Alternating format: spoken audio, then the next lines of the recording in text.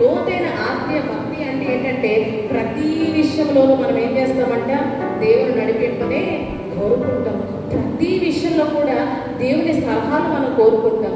ప్రతి విషయంలోనూ ఏది కూడా దేవుడికి చెప్పకుండా మనం ఎంత మాత్రం కూడా చేయడానికి ఇష్టపడం. దేవుడు చెప్పకుండా ఏ పని చేయడానికి, ఎక్కడికి వెళ్ళటానికి మనం ఎంత మాత్రం కూడా ఇష్టపడం. లోతైన ఆత్మీయ భక్తి దేవునితో మన సహవాసాన్ని మరింతగా మెరుగుపరుస్తున్నాం.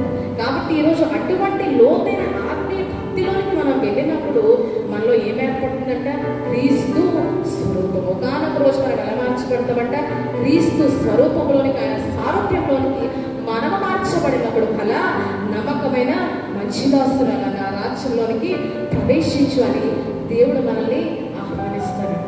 అయితే ఈ ఆధిక్యతను, ఈ ధన్యతను, ఈ భాగ్యాన్ని మనం పొందుకోవాలంటే ఈ రోజు మనం ఏం చేయాలంట, ద్వారాన్ని మనం ఆయనకు ఇవ్వాలి. ఈ గోడను